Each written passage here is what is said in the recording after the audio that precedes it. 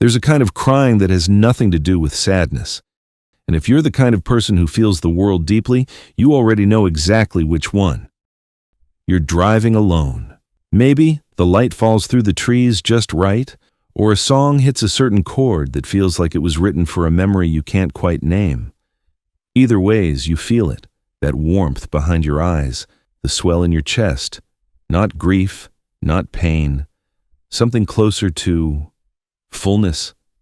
You're someone whose heart is tuned to the world, a little more precisely than most, and you've spent most of your life wondering if that's a problem.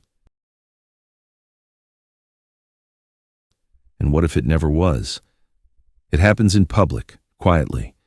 You get choked up at the end of a film and you press your lips together, blink it back, hope no one noticed. It happens at concerts. The crowd is cheering, but you're not.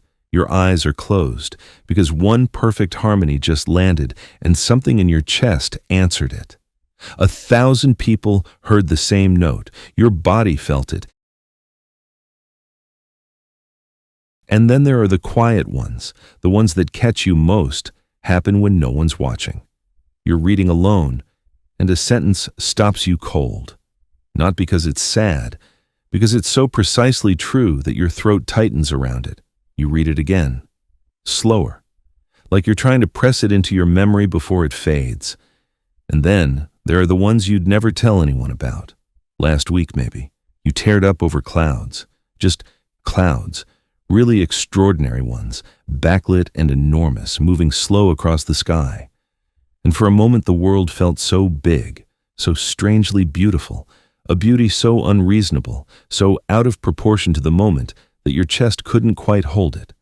And you sat there in the driver's seat, eyes stinging, thinking, what is wrong with me?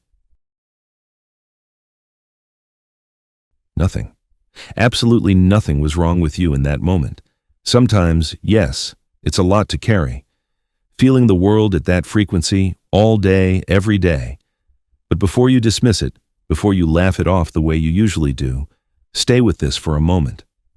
When the light hits the clouds and your eyes fill, when a stranger's kindness catches you off guard, when a piece of music reaches somewhere language can't, you're not malfunctioning. You're registering something real. Most people don't notice these little things, not because they're cold, nothing in their body asked them to, because they're not tuned to that frequency.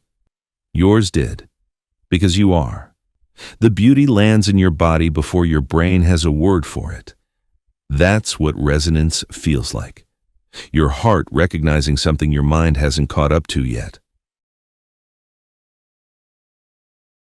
That warmth behind your eyes, that's your heart in tune, resonating with something true. There's a moment that happens sometimes when you're with someone you've just met. And here's the part you don't give yourself credit for. People feel safe around you, not because of what you say, but because of what you carry in your face when you listen. That softness you've been embarrassed by. It's the thing that makes people tell you the truth. People look at you like they've been heard in a way they forgot was possible, like something in them exhaled. They don't know why they told you that. They don't know why it felt safe. But you do. Because when you're tuned to the world the way you are, people feel it, without a word. They feel the room change. And that's not a small thing. That is what makes the world beautiful. That's what gives humanity its heart. Next time you're in the car and a song hits just right and the light falls through the trees and your eyes fill up, let them. That's not the start of a sad thought. That's your heart, perfectly in tune, catching something the world almost let slip by. And you caught it. That matters more than you think.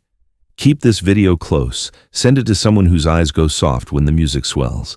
They've been calling it too much. Show them what it actually is.